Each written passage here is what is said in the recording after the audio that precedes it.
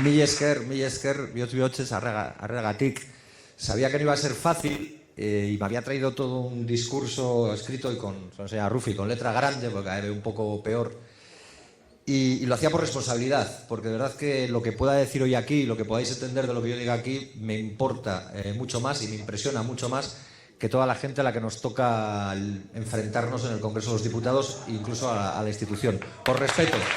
Ya a nuestra propia realidad, que quizás es la que igual os puede interesar más por exótica o por distorsionada, que también, pues también me voy a hacer un viaje, pero esta vez al pasado.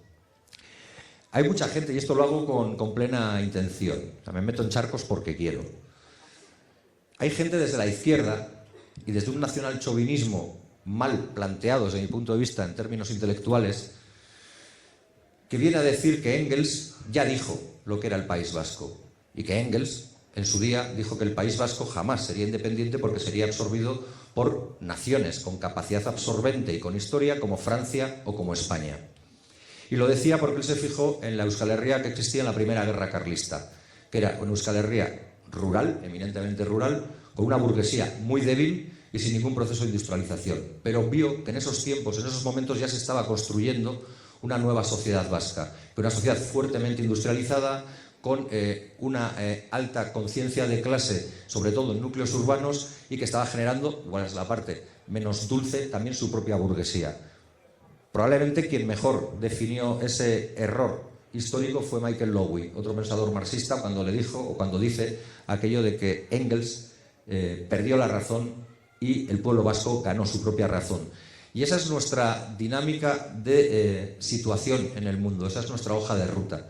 Nosotros no planteamos la construcción de nuestra nación contra ningún derecho de ninguna clase popular. Nosotros planteamos la soberanía para nuestra nación para construir una democracia radical, para devolver todo el poder a las clases populares, a la clase trabajadora y para construir, no desde principio de jerarquía ni subsidiariedad, relaciones fraternas con otros pueblos y con la clase trabajadora de otros pueblos. Eso es algo que no se entiende en el Estado español y entonces alguna parte de la izquierda te dice buscaremos la manera de que os integréis, de que os sintáis integrados en España. Yo no quiero estar integrado en régimen de subsidiariedad. Yo no quiero tener una jerarquía por encima que no sea la que determine mi propio pueblo, el pueblo vasco, y que por tanto lo que tenemos que hacer es convivir en pie de igualdad y de forma bilateral.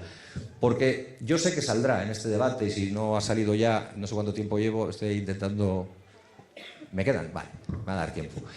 Yo sé que saldrá en este debate porque yo veo la prensa igual que todo el mundo. Yo la gente que se plantea que... Dos cuestiones para ir rematando.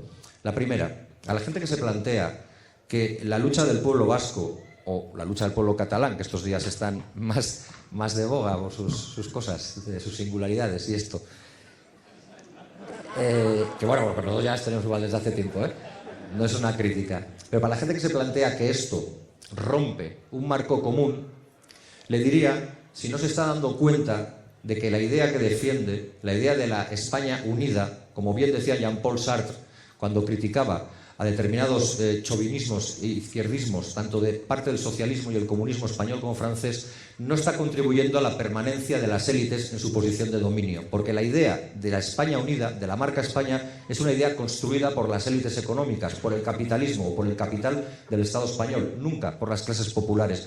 No creo que haya jornaleros en Andalucía que sufran porque los trabajadores vascos alcancen mayores cotas de bienestar. Yo os garantizo que no hay trabajador vasco que sufra. Muy al contrario, que no se alegre porque los trabajadores y los jornaleros de Andalucía sigáis plantando cara y sigáis poniendo las cosas en su sitio a los señoritos, que a nosotros los llamamos jauchos, pero vosotros señoritos.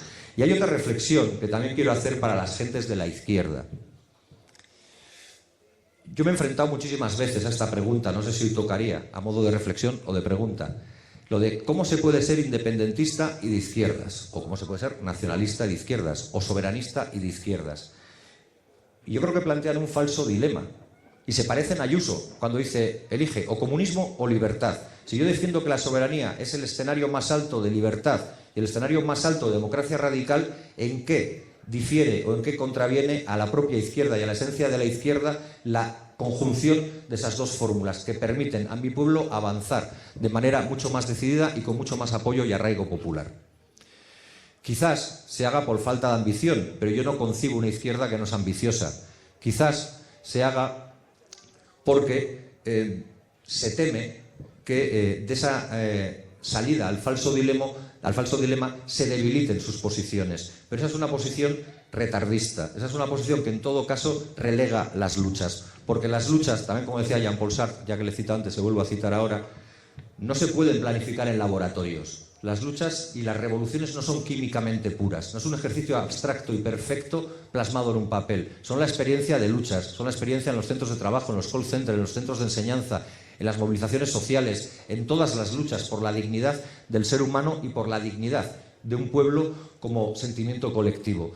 Por tanto, a toda esa gente que dice defender el soberanismo debilita a la clase obrera, esa gente es la que también, y seguramente no soy el único que lo ha oído, está empezando a decir que el antirracismo debilita a la clase obrera, el feminismo debilita a la clase obrera, el antirracismo y otras, el ecologismo debilita a la clase obrera. Y es mentira, es una falsa prelación o un falso entendimiento de lo que son las luchas sistémicas y de lo que son en todo caso las necesidades de poner en pie de igualdad todas las luchas, la multidimensionalidad. Porque a la gente se acerca a la lucha a través de diferentes intensidades y necesidades o diferentes motivaciones, pero todas pueden ser igualmente válidas si el horizonte, y voy terminando, es construir una nación soberana, para transitar hacia una democracia radical que nos lleve a un cambio social que transforme nuestras vidas para transformar nuestros futuros. Y en definitiva eso es lo que decía Galeano cuando hablaba de la utopía, eso es lo que defendemos cuando señalamos que en las paredes pintadas se habla de socialismo y lo entendemos como una praxis y no como un fin, y es lo que yo veo o quiero ver y quiero seguir viendo en realidades como la de Marinaleda, cuando se mantienen en pie ante un futuro tan incierto, defendiendo su dignidad y defendiendo la posibilidad de vida digna para todos y para todas. En Euskal Herria, hace bien pocos años, no me atrevo a decir el año exacto porque me puedo bailar en uno o dos, se llevó a cabo una huelga general feminista.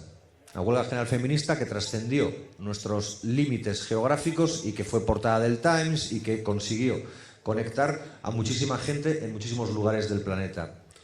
En Euskal Herria también, porque tenemos un paso fronterizo con menos tensión que el que en Andalucía se vive, existe una red que lo que hace es aprovechar redes que existían desde la Segunda Guerra Mundial para sortear la frontera y pasar a migrantes al otro lado y que puedan intentar desarrollar proyectos de vida digno. Y eso que se hacen no son experiencias que solo se den ahí, sino que se conectan con otras que se están dando. Y eso es internacionalismo, aunque se haga desde una perspectiva soberanista. Y creo que también sería importante, por recoger lo que decía Noé y lo que también se ha comentado aquí sobre el bloque histórico, la oportunidad del tercer bloque histórico, que pasáramos a la ofensiva. Ahora estamos viviendo unos tiempos en los que probablemente en el Estado español hemos conseguido que la vivienda o el problema de la vivienda empiece a abordarse desde parámetros que obligan a respuestas estructurales. No vale decir lo del Inquiocupa, bueno, para algún cantante puede valer, pero no vale lo del Inquiocupa y no vale decir que Desocupa te lo arregla ni nada por el estilo, porque sabemos que el problema es más grande. ¿Pero qué está haciendo ahora la derecha y la extrema derecha? Pues buscar otro foco. Y el foco, si habéis atendido un poquito este verano a lo que salía, ya era otra vez nuevamente el racismo, ya era la migración. Yo creo que ahí el soberanismo puede ir de frente. Yo no sé en vuestras naciones y creo que no es de manera diferente. Para nosotros, que en el fondo somos muy tradicionales,